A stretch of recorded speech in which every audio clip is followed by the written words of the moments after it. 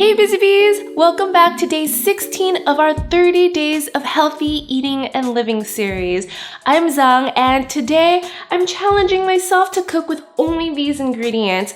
I got these from the Target haul and I spent $26 on them, and they should make 6 to 8 meals. But here's the cool twist, I'm gonna make 2 different dishes using these ingredients. So I'm excited to share it with you guys. If you guys want to see more of these budget / inventive types of videos, be sure to hit that subscribe button and give me a thumbs up on the videos so I know to make more. And we'll go ahead and get started. So I'm going to be making 2 noodle dishes. First one will be a Korean-inspired one, and the second will be an Italian-inspired one. For the Korean, I'm going to be using this gochujang sauce that I showed you on the haul video. And I'm gonna use both snap peas and kale salad. This kale salad is awesome because it has carrots, cabbage, and broccoli already in there, so I feel like I'm getting more than just kale in the noodle dish. The main source of carbs, I guess, will be these spaghetti right here. This spaghetti packet makes 8 servings, so I'm gonna go with that. And then for our protein, I'm gonna divide this packet of chicken breast tenders in half. I'm gonna use half of it for our Korean dish and half of it for the Italian one. And of course for the Italian, it's gonna be super simple. Chicken, some soppressata to add a little more oomph, and then just a really delicious marinara sauce. Simple. And then if you wanted to, you can also sneak some veggies using this kale, which I think I will do just to add some greens. Alright guys, let's go ahead and get started with our Korean-inspired dish. So in a skillet, I already have it heated on medium-high heat, and I'm gonna start by cooking the chicken.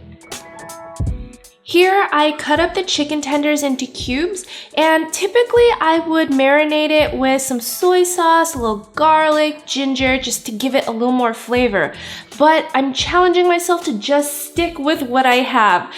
Actually harder than it sounds, you guys, but I'm gonna start by cooking this and season it with a little salt and pepper. In my skillet, I'll drizzle a little bit of oil, let it get hot, and then I'll add my chicken tenders. I'll sprinkle a little bit of salt and pepper, and I'll cook it for about 5 minutes until it's completely cooked through.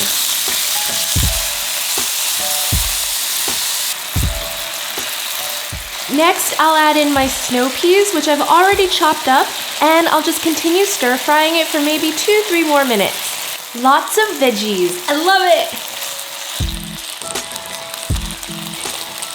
And now I'll add a 1/4 cup of this gochujang sauce right into the pan. So this gochujang sauce is not like your typical red pepper gochujang that you find at the Korean market. It's already mixed with brown sugar, soy sauce, garlic, so it's already mixed for you. It's a little sweet, so I'm gonna add just a hint of salt in there. And then I'll thin it out with another 1/4 cup of water.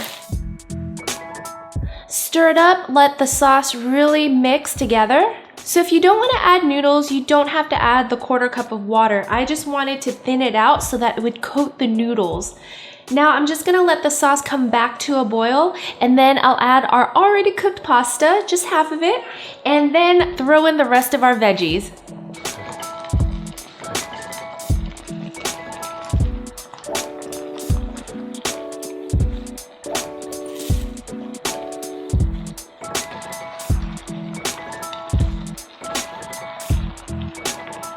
Look at all the veggies and how colorful they are. Alright, and that is it for this noodle dish. This whole skillet makes 4 servings, so let's go ahead and serve it.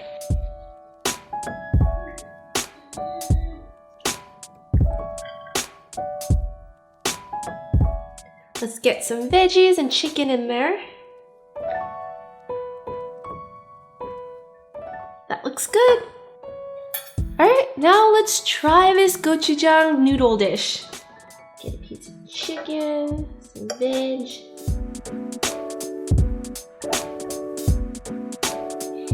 Oh, it smells so good. Alright, I'm going in.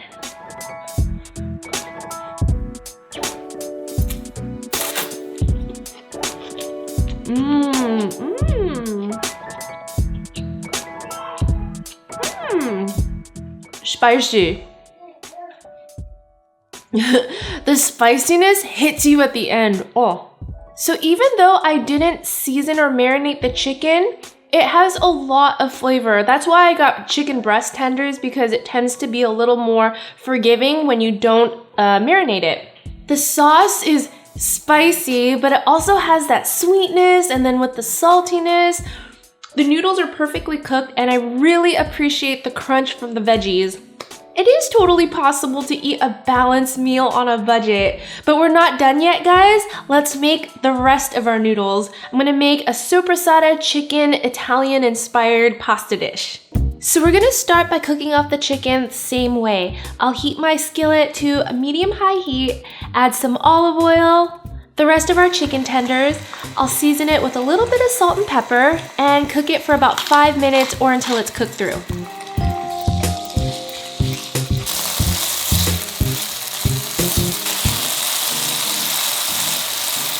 Once the chicken's done cooking, I'm gonna add in my soppressata. I've cut them into small slices to make them easier to grab when you eat the pasta. Give it a quick saute just for a minute. The soppressata will add a layer of depth into our whole pasta dish. It has like this saltiness that's already seasoned and cured. It's gonna be perfect. It's like salami, but better. I've had soppressata on pizza before and it's amazing. Next, I will add our pasta sauce and just let it come back to a boil.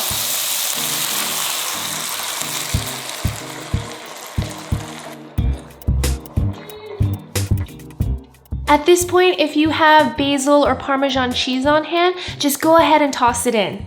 It's nice and bubbly, so now I'll add in our pasta.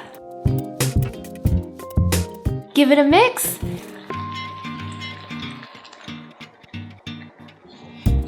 Tongs are really useful for this. Helps you from getting sauce and noodles all over yourself. Just work slowly until it's nice and incorporated.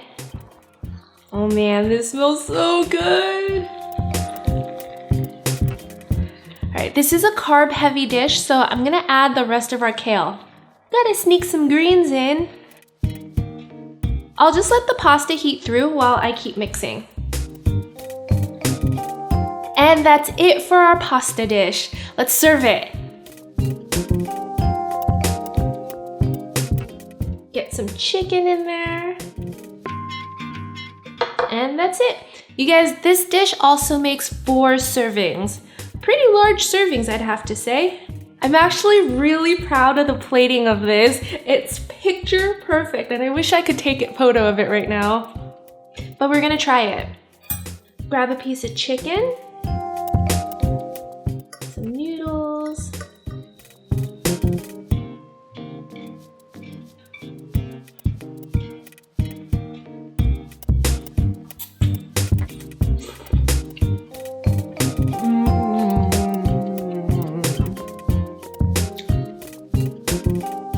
That was delicious. Adding the soppressata in there really makes it different because it just adds another layer of complexity to our sauce. When I was in college, I used to work at a pasta restaurant in the Bay Area that no longer exists, unfortunately. Pasta Pomodoro, if you guys have ever been there. And every day working there, I would try to come up with something creative just to mix it up because I got really sick of eating pasta every day. And when you have a friendly relationship with the chefs, they'll do anything you want. Not like that. I meant cooking pasta for you, like putting ingredients that you want in there. And I would always mix things up, like they have a gemelli pasta that was their signature dish that had cream sauce, mushrooms, smoked chicken, regular chicken, and I would add like arugula to it, broccoli, some extra tomatoes, just to amp it up with a little more veggies because literally all they had was mushrooms in there, and with the cream base dish it got kind of heavy, but just kind of mixing and matching stuff was what I love to do with my pasta. And I hope these dishes inspires you guys to do the same. So our $26 stretched pretty far. I was able to make 8 servings or 8 meals, and that's a little over $3 per meal. I think like $3.25. But you guys, I still have half a bag of snap peas and half of my soppressata left over for a snack later. So really, it's way less than $3.25 per meal. It's like, I don't know, 2 something? I don't know. I've never been good at math, but I'm good at coming up with creative ideas to make our cooking and food fun. This video would be great for students at a university, or if you're a young professional just on a budget and trying to think of a quick and healthy way to cook for yourself. Be sure to share this video with your friends, and again, let me know if you want to see more of these types of videos because I had a lot of fun filming it.